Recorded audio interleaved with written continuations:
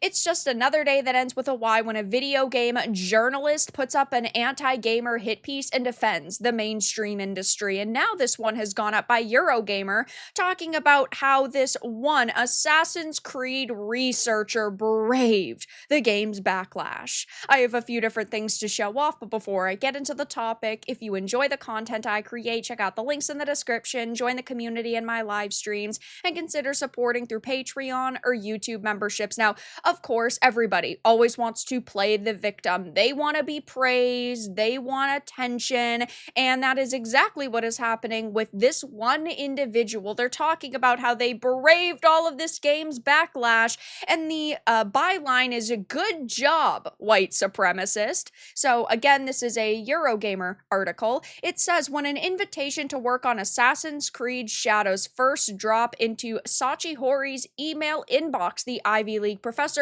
deleted it without a second thought. She'd never heard of the franchise before, nor Ubisoft, the company that was now keen to secure her services. And so when another email arrived asking for a second time if she would like to lend her expertise to Shadow's development, she deleted the request once more, continuing to believe it was spam. At that point in time, Ubisoft should have given up, because if you have somebody you have to beg for to be on a project, they're probably not worth it, unless you are talking about the absolute top 1% of individuals in the gaming industry, people who have been directors and lead writers of multiple franchises that have made billions of dollars, right? Then you shouldn't beg for their attention. But we already know that Ubisoft didn't actually care about hiring good people for this job.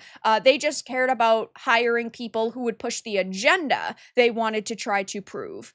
This was repeated a few times, they tell Tom Phillips in a video call, until eventually they contacted my university's administration to ask if I actually existed, which sounds absolutely crazy. Like, what kind of attention do you really want here? Oh, congratulations, this company just wanted to work with you. Like, isn't that kind of part of the job that you want? Regardless, though, their contributions began by completing what she describes as small projects researching various themes. Sometimes they'd send me photos of Buddhist temples that exist in today's Japan and ask me to verify if something similar could have existed in the 16th century. Or they'd ask me about like how certain groups of people were treated in the period. It was like the kinds of things you cannot just Google, or maybe they didn't have ChatGPT back then. Impressed with her knowledge, Ubisoft soon invited her to work more closely alongside Shadow's writing team, analyzing the game's scripts for historical inaccuracies and inconsistencies, as well as anything that could be deemed culturally insensitive. Now, I understand that they had a plethora of people that worked on this game. I mean, the credits for Shadows was over 2 hours long, and I know that they had a lot of like different historians and quote researchers on this game, but clearly none of them were good at their job. I mean, look at one of the lead people that they had on this project, who actually boasted about how his book was selling more copies because people were talking about the historical inaccuracies in this game. Like, Thomas Lockley should not have gotten any extra attention because of that, but he did, because Ubisoft decided, you know what, this guy is pushing all of the right narratives that we want to, so we're going to hire him for this job. With Ubisoft, it was never about actually removing any historical inaccuracies or not adding them in the first place. It was just about what can we do to push the story that we want to push. And so we need voices that are going to do that. It's like in modern day Hollywood, like with the Marvels that came out in 2023, Nia DaCosta was the director. Nia DaCosta was basically a nobody before she got hired for that. You would think to yourself, why wouldn't they hire somebody who has much more expertise in this field? Well, number one, it's much cheaper to hire somebody who doesn't have experience in the industry. But second of all, it's easier to push them around. Look at someone like Peter Jackson. They couldn't bring him on to the Rings of Power because he knew the series, he knew the writing, he is beloved, right? And he was beloved for, I would say, primarily following the source material. Of course, his movies with The Lord of the Rings did make a couple of changes, but overall, it was very authentic to Tolkien's vision. And he wouldn't have let them make all of these absolutely wild changes. So you hire nobodies because it's easier to push them around, and they're just so grateful that they're going to get on their hands and knees and thank you for the opportunity. And that's seemingly what Ubisoft did. I mean, that's probably why they hired primarily a team of juniors to work on this game. Now let's really get to the meat and potatoes of this article. It says, "Good job, white supremacist." Another faction who claimed to be upset by Assassin's Creed Shadows reveal was the group she lumped together under general anti-DEI people. These, she says, just seized the opportunity and utilized the lament of the Asian men, another textbook tactic. I always think that it's funny when somebody whose job is to research does not research. All it would take you is maybe an hour to go to social media, whether that is X or YouTube videos or Reddit, and try to actually listen to our side of the argument, why we as gamers were upset with this game and why we were heavily criticizing it. When a company says their product is historically accurate and then it is nowhere near historically accurate, you're bound to face major backlash for that. It's not because we're anti-DEI. It's not because we hate women. It's not because we hate people of color. It's because you have this historical figure doing absolutely insane things in a game when you guys are saying that it's supposed to be historically accurate, when there's no evidence that Yasuke in the real world was interested in LGBTQ romances. It didn't happen. And so when you say it's historically accurate, we're going to criticize it. And criticism does not mean harassment, but to these people, it certainly does.